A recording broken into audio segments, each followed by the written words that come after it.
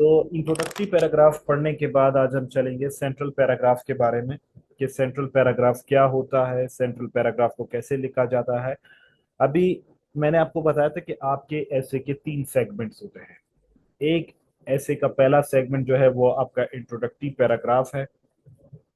वो introductory paragraph आपको बताता है कि what you are going to write about, आप क्या लिख रहे हैं। ठीक है, अ, आप क्या लिख रहे हैं, आप कैसे लिख रहे हैं, आपका मोटिवेटर क्या है, आप उस टॉपिक से एग्री कर रहे हो, डिसएग्री कर रहे हो, आप वेदर आप उसको जो है ना सपोर्ट करते हो, आप उसको रिजेक्ट करते हो, आप एग्जामिनर के पॉइंट ऑफ व्यू से एग्री करते हो या डिसएग्री करते हो, तो वो आप अपने इंट्रोडक्टरी पैराग्राफ में उसको बता देते हो। तो मैंने आपको बताया कि एक ऐसे के तीन सेशंस होते हैं या तीन हिस्से होते हैं। उसमें सबसे पहला इंट्रोडक्टरी पैराग्राफ है। इंट्रोडक्टरी पैराग्राफ को हमने पढ़ लिया, उसके बाद आप शॉर्ट एसेज में, क्योंकि हमारा शॉर्ट एसे के साथ काम है, अभी हमने सिलेबस शॉर्ट एसे पढ़ना है, तो हम उसमें चार, तीन से चार जो है ना सेंट्रल पैराग्राफ्स या बॉडी पैराग्राफ्स लिखते हैं। सेंट्रल पैराग्राफ या बॉडी पैराग्राफ जो आप अपने इंट्रोडक्टरी पैराग्राफ में जो आप ब्लूप्रिंट देते हो, उस ब्लूप्रिंट की तशरीह होती है। उस ब्लूप्रिंट में जिस तरह कल हमने डिस्कस किया कि आप किस तरीके से आप एक इंडिविजुअल ग्रोथ की बात करते हो, आप इकोनॉमिक ग्रोथ की बात करते हो, या आप एक जो है ना सोशल प्रॉब्लम्स को एलिमिनेट करने की बात करते हो, तो आप क्या करते हो, जो आपने ब्लूप्रिंट्स दिए होते हैं, उस ब्लूप्रिंट में जो आपने सीक्वेंस दिया होता है, उसी सीक्वेंस के मुताबिक आप क्या करते हो, सेंट्रल पैराग्राफ को एक्सप्लेन करना शुरू करते हो। तो ये इसका जो स्ट्रक्चर होता है, the structure of central paragraph कैसे होता है, क्या चीजें इसमें इंपॉर्टेंट है, क्या चीजें इसमें इंपॉर्टेंट नहीं है, तो वो हम थोड़ा सा डिस्कस करेंगे। ठीक है, central paragraph, central paragraph is all together different from the introductory paragraph. ये क्या होता है, सेंट्रल पैराग्राफ्स बिल्कुल मुख्तलिफ होते हैं आपके इंट्रोडक्टरी पैराग्राफ से। किस तरीके से मुख्तलिफ होते हैं, क्योंकि वहां पर आपको थीसिस स्टेटमेंट की जरूरत होती है, वहां पर आपको मोटिवेटर की जरूरत होती है ताकि एग्जामिनर आपका ऐसे पढ़ ले, वहां पर आपको जो है ना बहुत ज्यादा वर्कआउट करने की जरूरत पड़ती है ताकि आप अपने आउटलाइंस को अपने उसमें इंक्लूड कर सके। ठीक है, तो ये तमाम चीजें क्या होती हैं, ये तमाम चीजें बहुत इंपॉर्टेंट होती हैं इंट्रोडक्टरी पैराग्राफ में।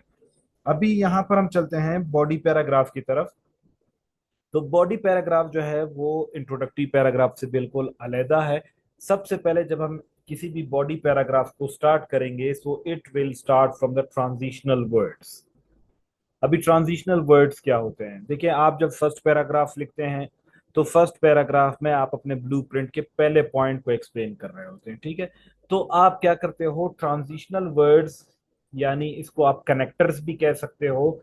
ये ऐसे वर्ड्स होते हैं जो कि आपके पैराग्राफ्स को आपस में कनेक्ट करता है, जो कि आपके आइडियाज को आपस में कनेक्ट करता है, जो कि आपके पॉइंट्स को आपस में कनेक्ट करता है, और उसमें जो डिस्टरबेंस होती है, उसमें जो ब्रेक होती है, उसमें जो प्रॉब्लम्स आती हैं, उनको खत्म करता है। तो सबसे पहले क्या है हमारे पास, हमारे पास है it starts with the transitional words. ठीक है, ट्रांजिशनल वर्ड से कैसे ये स्टार्ट होता है, ट्रांजिशनल वर्ड्स होते क्या है, it is use for switching from one point two another.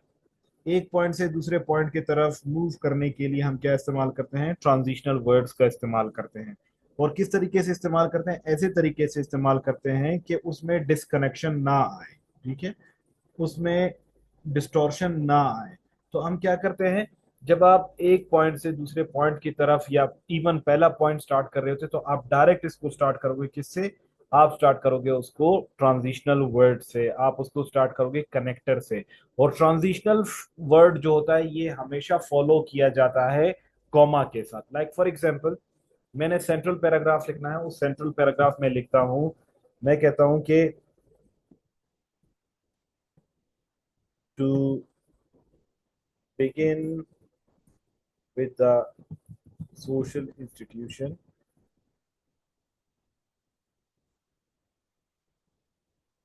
the corruption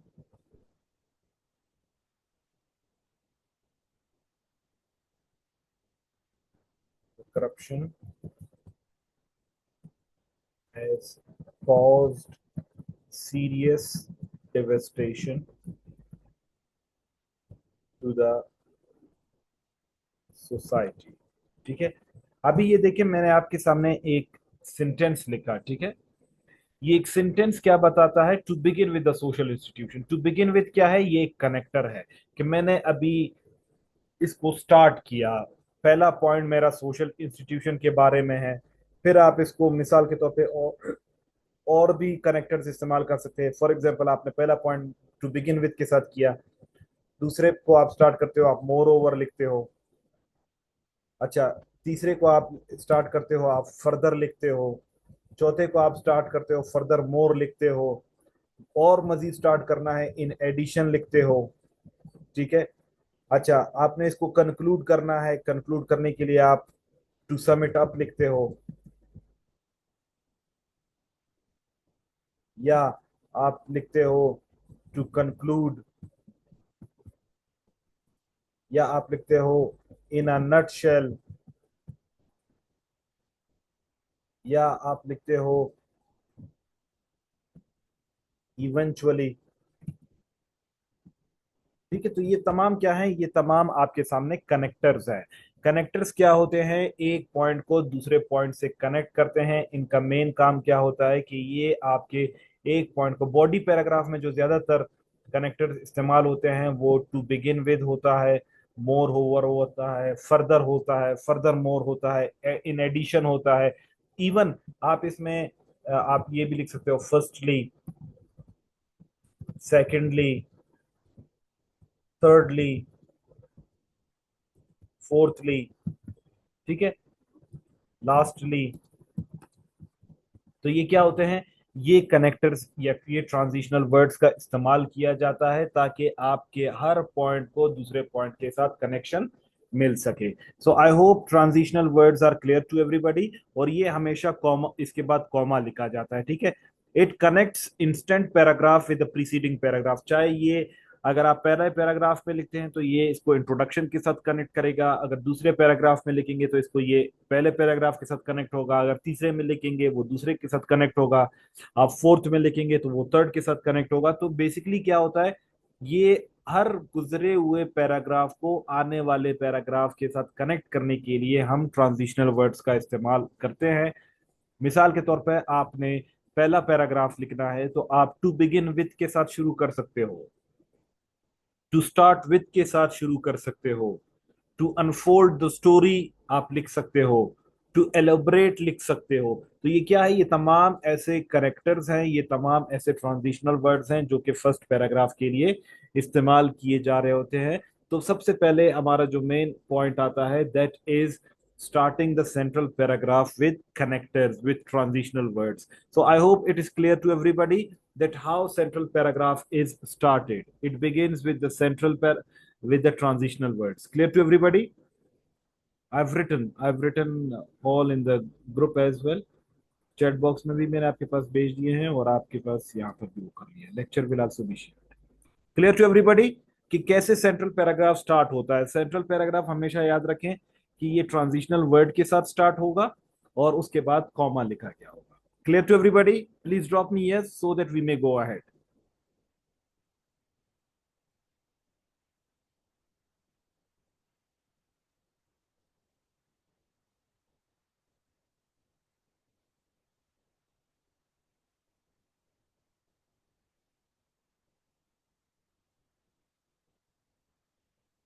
connectors, all the connectors, ठीक है, ट्रांजिशनल वर्ड्स ये तमाम पैराग्राफ्स को ज्वाइन करते हैं।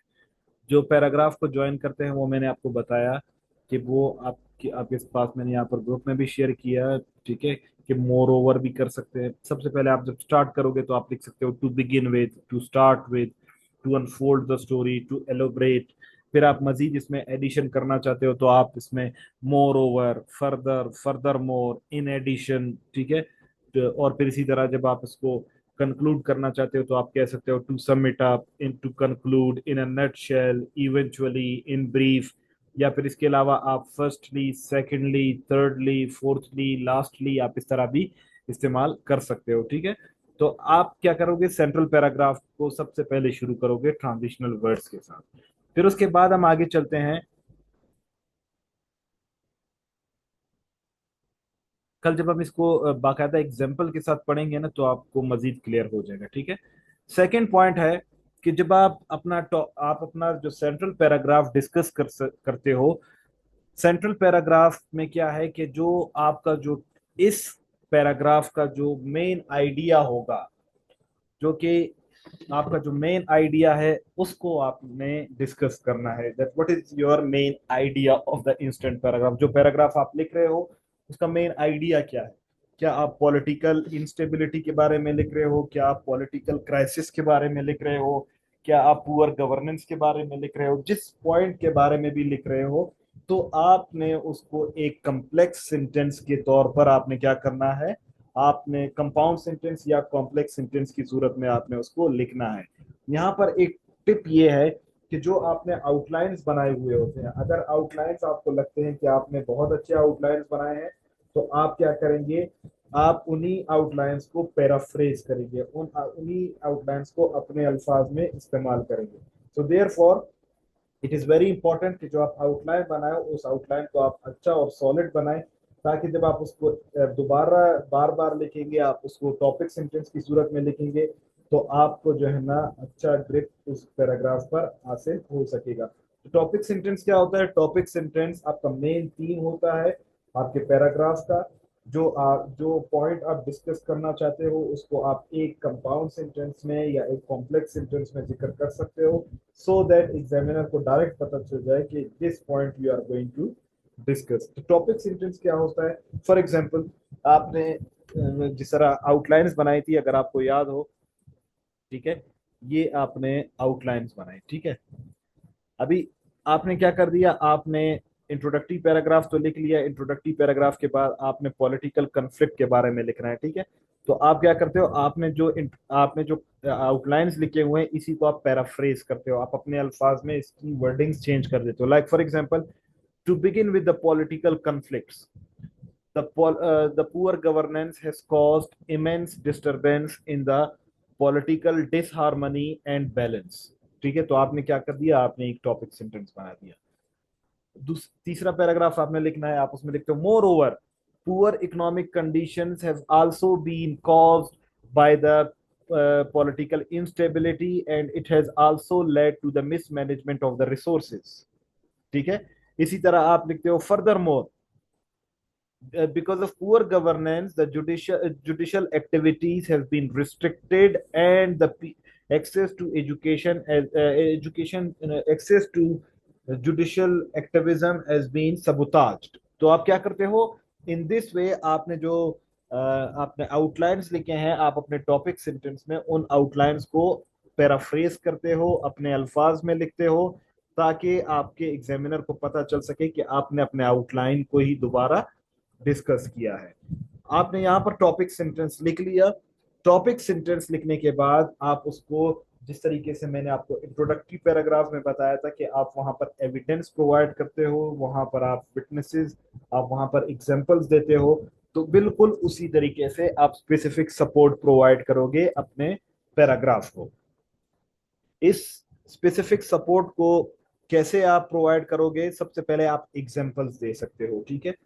अगर डिपेंड करता है आपका किस किस्म का टॉपिक है, अगर वो नेशनल टॉपिक है, इंटरनेशनल टॉपिक है, आपका रीजनल टॉपिक है, किस किस्म का टॉपिक है, ठीक है, तो आप क्या करोगे, आप उसको एग्जाम्पल्स के जरिए से आप उसको सपोर्ट दे सकते हो, आप अपने मतलब टॉपिक सेंटेंस को मजीद सपोर्ट दे सकते हो। आप उसमें स्टेटिस्टिक्स का इस्तेमाल कर सकते हो, यानी आपके पास जो है ना, मिसाल के तौर पे कोई फैक्ट्स एंड फिगर्स हैं, ठीक है, वो आप इस्तेमाल कर सकते हो। आपके पास कोई डेटा मौजूद है, आपके पास कोई सेइंग मौजूद है, आपके पास कोई फैक्ट्स एंड फिगर्स मौजूद है, आपके पास किसी एनजीओ का, किसी आईएनजीओ का, किसी इंटरनेशनल ऑथर का, किसी भी शख्स का जो सेइंग मौजूद है वो आप पुटअप कर सकते हो। तो ये चीजें बहुत इंपॉर्टेंट होती हैं। आप इसमें कोटेशन भी डाल सकते हो, लेकिन याद रखना इसको आप टॉपिक सेंटेंस के डिटेल में डालोगे, ठीक है। Never ever remember this thing, this is a red alert, that quotation cannot be a topic sentence। quotation जो होगा वो कभी भी आपका टॉपिक सेंटेंस या थीसिस स्टेटमेंट नहीं होगा। आपका थीसिस स्टेटमेंट आपका अपना आइडिया होगा, ठीक है। सो देयरफॉर आपका जो भी टॉपिक सेंटेंस होगा, इट इज नॉट नेसेसरी कि आप उसमें जो है ना वो करें। आप वहां पर सिर्फ और सिर्फ क्या करेंगे, आप कोटेशन को सिर्फ उसको सपोर्ट करने के लिए इस्तेमाल कर सकते हैं। यहाँ पर आप क्या कर सकते हैं, आप आपका जो भी पॉइंट होता है आप उसको लॉजिकल तरीके से, आप उसको साइंटिफिक तरीके से, आप उसको बिल्कुल आर्ग्यूमेंट्स के जरिए से, आप अपने एनालिसिस के जरिए से आप उसको सही साबित करोगे। उस आर्ग्यूमेंट के लिए आप कॉज एंड इफेक्ट रिलेशनशिप वो कर सकते हो। मिसाल के तौर पर आप ये देख सकते हो कि पॉलिटिकल इंस्टेबिलिटी का टॉपिक हमने पढ़ा, तो उसमें हमने जिक्र किया कि भाई पॉलिटिकल इंस्टेबिलिटी की वजह से हमारे पास इकोनॉमिक जो है ना डाउनफॉल आया या डिफॉल्ट आया।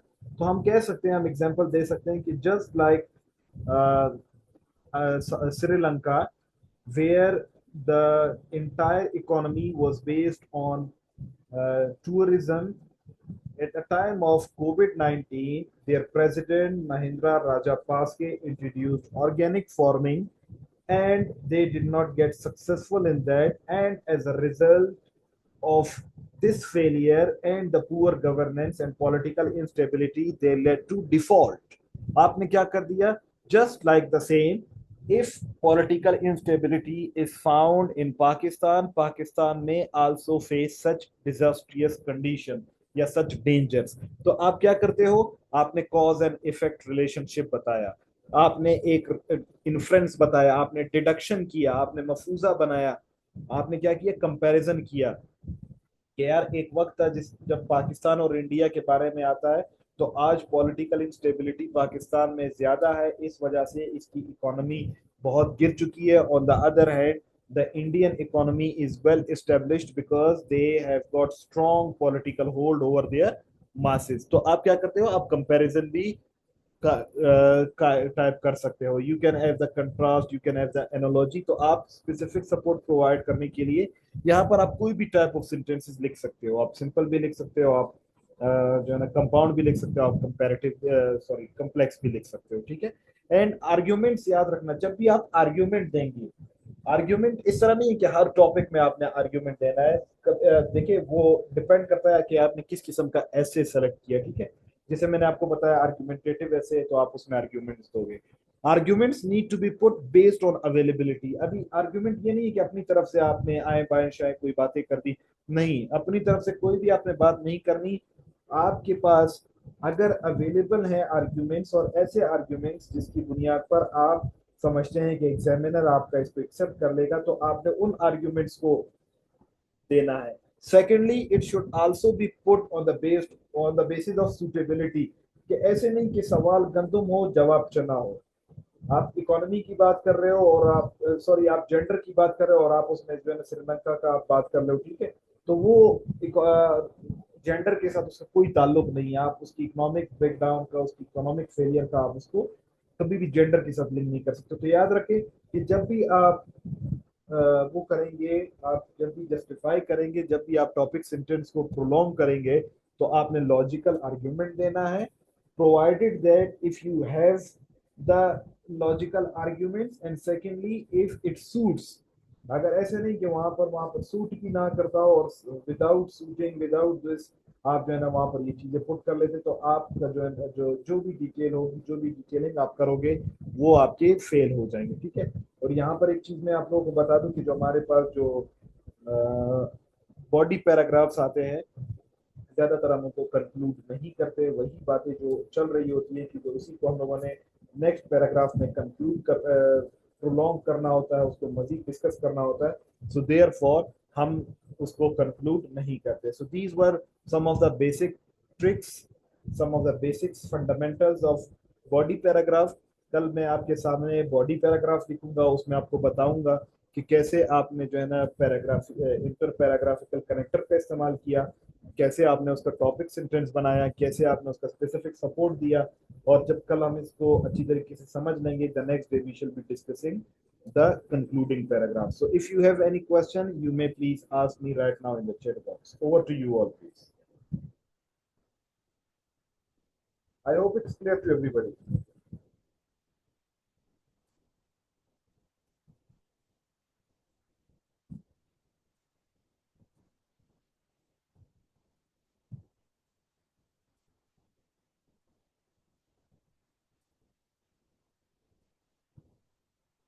Ayub, Junaid, Razia, Shah Hussain, Nehmatullah Mengal. I hope it is clear to everybody. If you still have any question, आप मुझे फिर inbox कर सकते हैं. I'll be replying you according to that. So see you all inshallah tomorrow. You all are requested to write जो आपने introductory paragraph लिखा है, जो आप लोगों ने मुझे भेजा है, उसकी कंटिन्यूटी में, उसमें जो ब्लूप्रिंट में आपने पहला जो पॉइंट लिखा है, उस पॉइंट को आप एक्सप्लेन करके आप एक बॉडी पैराग्राफ लिखेंगे, और body paragraph you will share with me tomorrow. ठीक है, आप उसको शेयर करेंगे ताकि मैं उसको चेक कर सकूं और ताकि हम मूव ऑन कर सकें. सो सी यू ऑल इंशाल्लाह टुमारो. टिल दैट, अल्लाह ने के बाद.